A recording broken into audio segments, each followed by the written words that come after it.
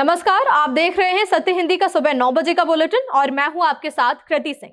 आइए रुक करते हैं इस वक्त सुर्खियों का। नेपाल में बाढ़ की तबाही के दौरान अब दूसरी बड़ी बाढ़ का मंडराया खतरा। भागवत के अमेरिका दौरे पर USCIRF का बड़ा सवाल, वीजा रद्द करने की मांग। हल्द्वानी में खड़गे की रैली के बाद शुद्धिकरण पर बीजेपी में घमासान। अखिलेश यादव का बड़ा दावा, 2027 में बीजेपी से ज्यादा महिलाओं को टिकट देंगे। बढ़ती महंगाई पर खड़गे का सरकार पर हमला, प्याज, तेल, चीनी के दाम गिनाए। नेपाल में बुधवार को आई भीषण बाढ़ ने भारी तबाही मचाई है। बाढ़ के बाद सड़क और पुलों को हुए नुकसान का शुरुआती आंकड़ा करीब 15 अरब नेपाली रुपए बताया गया है। अधिकारियों के मुताबिक अब तक 19 पुल और करीब 40 किलोमीटर सड़क क्षतिग्रस्त हुई है। कई इलाकों का सड़क संपर्क पूरी तरह टूट गया है। नेपाल सरकार अब प्रभावित क्षेत्रों में बेली ब्रिज लगाने की तैयारी कर रही है ताकि जल्द आवाजाही शुरू की जा सके। इसके लिए भारत और चीन से भी मदद मांगी गई है। स्याबुरबेसी, रसुवागढ़ी और गालछी बैरेनी जैसे कई मार्ग बाढ़ और मलबे के कारण बंद हैं। बाढ़ में अब तक 157 लोगों की मौत हो चुकी है। प्रशासन के सामने राहत बचाव के साथ टूटे सड़क संपर्क को जल्द बहाल करने की बड़ी चुनौती है। अधिकारियों का कहना है कि नुकसान का आंकड़ा अभी और बढ़ सकता है। नेपाल में अब वैज्ञानिकों ने एक और बड़े खतरे की चेतावनी दी है। ICIMOD के मुताबिक नेपाल चीन सीमा के ऊपरी इलाके में पानी का एक प्राकृतिक अवरोध बना हुआ है। इसके पीछे पानी जमा होने की आशंका है। अगर ये अवरोध टूट गया तो अचानक एक और बड़ा सैलाब नीचे की ओर आ सकता है। वैज्ञानिकों को शक है कि बर्फ और चट्टानों के खिसकने या भूस्खलन से पहली बाढ़ आई हो सकती है, लेकिन इसकी अभी पुष्टि नहीं हुई है। वैज्ञानिक भूकंपीय और सैटेलाइट आंकड़ों को भी जांच कर रहे हैं। फिलहाल प्रशासन नदी घाटी के इलाकों में निगरानी बढ़ा रहा है। वैज्ञानिकों का कहना है कि खतरा अभी पूरी तरह टला नहीं है। नेपाल में भीषण बाढ़ से भारी तबाही के बीच भारत ने मदद का हाथ बढ़ाया। भारत ने राहत और बचाव कार्यों के लिए नेपाल को 10 टन मानवीय सहायता भेजी है। ये राहत सामग्री नेपाल को सौंप दी गई है। विदेश मंत्रालय के प्रवक्ता रणधीर जायसवाल ने बताया कि इस मदद का इस्तेमाल बाढ़ प्रभावित लोगों को जरूरी सामान पहुंचाने में किया जाएगा। भारत के नेपाल में राजदूत नवीन श्रीवास्तव ने राहत सामग्री नेपाल के संस्कृति, पर्यटन और नागरिक उड्डयन मंत्री खड़क राज पौडेल को सौंपी है। वहीं अमेरिका ने भी मदद की आश्वासन दिया है। अमेरिका के धार्मिक स्वतंत्रता आयोग USCIRF ने RSS प्रमुख मोहन भागवत का अमेरिकी वीजा रद्द करने और भविष्य में उनके प्रवेश पर रोक लगाने की मांग की है। आयोग ने RSS से जुड़े संगठनों पर भारत में ईसाइयों, दलितों, मुसलमानों और सिखों के खिलाफ हिंसा के आरोप लगाए हैं। USCIRF ने केंद्र सरकार की कुछ नीतियों को भी धार्मिक अल्पसंख्यकों के लिए भेदभावपूर्ण बताया है। आयोग ने भारत को कंट्री ऑफ पर्टिकुलर कंसर्न यानी CPC घोषित करने की सिफारिश भी की है।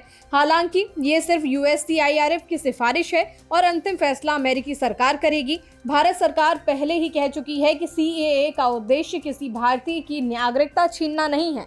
अब नजर इस बात पर है कि अमेरिकी सरकार USCIRF की मांग पर क्या कदम उठाती है। उत्तराखंड के हल्द्वानी में कांग्रेस अध्यक्ष मल्लिकार्जुन खड़गे की रैली के बाद रामलीला मैदान के शुद्धिकरण को लेकर विवाद फिर से बढ़ गया है। उत्तराखंड बीजेपी अध्यक्ष महेंद्र भट्ट ने शुद्धिकरण का बचाव करते हुए कहा कि रैली में ऐसे नारे लगाए गए थे जिससे मैदान की पवित्रता प्रभावित हुई। उन्होंने कहा कि इसी वजह से शुद्धिकरण कराया गया।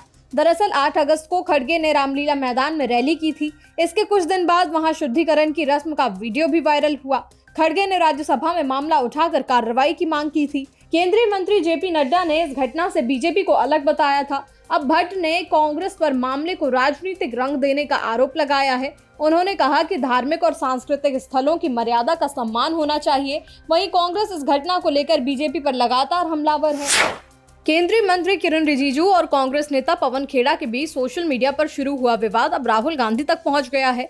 रिजिजू ने आरोप लगाया कि असम विधानसभा चुनाव से पहले राहुल गांधी ने पवन खेड़ा से मुख्यमंत्री हिमंता बिस्वा शर्मा और उनकी पत्नी रिंकी भुइयां शर्मा पर झूठे आरोप लगवाए। रिजिजू ने कहा कि कांग्रेस के 2 नेताओं ने उन्हें ये जानकारी दी है। हालांकि इन आरोपों की स्वतंत्र पुष्टि नहीं हुई है।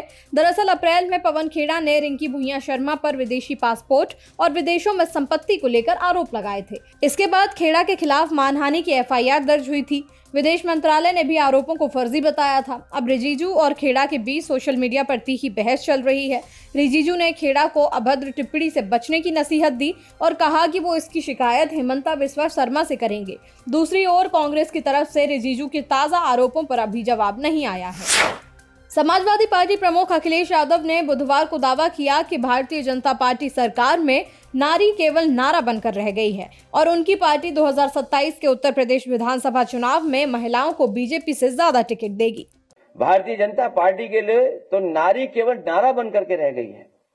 आज के दिन हम कहना चाहते हैं, यहां जितनी भी हमारी महिलाएं बहनें बैठी हैं वो जानती हैं कि महिला आरक्षण पास हो चुका है। भारतीय जनता पार्टी क्यों देरी कर रही है? उसको अगले चुनाव में लागू किया जाए। जब रक्षाबंधन के त्योहार पे आप बस चला रहे हो और भी योजनाएं लागू करने का बहाना कर रहे हो, तो ये भी सच बोल करके महिला आरक्षण लागू करने का भी काम किया जाए। और इधर देखते हैं कि भाजपा के लोग नारी बंधन की बात बहुत करते हैं।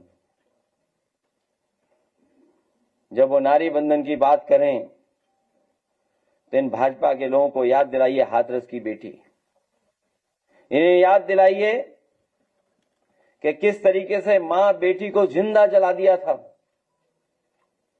वो तस्वीर भी कोई नहीं भूला होगा कि एक बेटी अपनी किताबों को लेकर के भाग रही थी।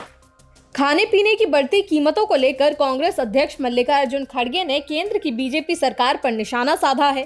खड़गे ने सोशल मीडिया पोस्ट के जरिए महंगाई को लेकर सरकार पर सवाल उठाए और कहा कि कांग्रेस पार्टी और जनता महंगाई के मुद्दे पर लगातार सवाल पूछती रहेगी। खड़गे ने त्योहारों के दौरान आम आदमी की रसोई पर बढ़ते बोझ का जिक्र करते हुए दावा किया कि प्याज के दाम एक साल में 59% तक बढ़ गए हैं और कई शहरों में तो इसकी कीमत 50 से 60 रुपए प्रति किलो तक पहुंच चुकी है। उन्होंने चीनी की कीमत 60 से 70 रुपए प्रति किलो और कुछ जगहों पर 72 रुपए प्रति किलो तक होने का दावा किया। कांग्रेस अध्यक्ष ने सरसों तेल की कीमत 200 रुपए प्रति लीटर से ज्यादा होने और खाद्य महंगाई दर 5.52% तथा थोक महंगाई दर 9.78% होने का भी उल्लेख किया। मल्लिकार्जुन खड़गे ने बीजेपी सरकार पर निशाना साधते हुए कहा कि 12 साल से सत्ता में रहने के बावजूद महंगाई आम आदमी के लिए बड़ी चुनौती बनी हुई है। उन्होंने आरोप लगाया कि कभी दाल, कभी सब्जियां, कभी तेल और कभी चीनी की बढ़ती कीमतें लोगों का घरेलू बजट बिगाड़ रही हैं। सुप्रीम कोर्ट के जज जस्टिस संदीप मेहता ने राजस्थान हाई कोर्ट के कार्यवाहक चीफ जस्टिस संजीव प्रकाश शर्मा को लेकर गंभीर सवाल उठाए। उन्होंने सीजेआई सूर्यकांत को अगस्त में 3 चिट्ठियां लिखकर जस्टिस शर्मा को राजस्थान हाई कोर्ट से हटाने और किसी दूसरे हाई कोर्ट के चीफ जस्टिस को जिम्मेदारी देने की मांग की। जस्टिस मेहता ने जस्टिस शर्मा पर प्रशासनिक फैसलों में कथित पक्षपात, पद में दुरुपयोग और कुछ वकीलों को फायदा पहुंचाने जैसे आरोप लगाए हैं। उन्होंने साथ ही जजों और न्यायिक अधिकारियों को कथित तौर पर धमकाने का भी मुद्दा उठाया। हालांकि इन आरोपों की स्वतंत्र पुष्टि नहीं हुई है। उन्होंने जोधपुर के नए जिला न्यायालय भवन में उद्घाटन में देरी और कुछ नियुक्तियों को लेकर भी सवाल उठाए। जस्टिस शर्मा 26 सितंबर को रिटायर होने वाले हैं। अब जस्टिस मेहता ने सुप्रीम कोर्ट कॉलेजियम से जल्द बैठक कर नियमित चीफ जस्टिस नियुक्त करने और जस्टिस शर्मा को राजस्थान से बाहर भेजने की मांग की है। फिलहाल बुलेटिन में इतना ही। सुबह 11 बजे फिर से लौटेंगे नई खबरों के साथ। तब तक के लिए नमस्कार।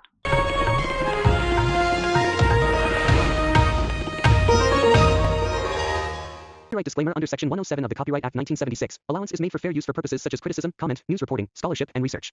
Fair use is a use permitted by copyright statute that might otherwise be infringing.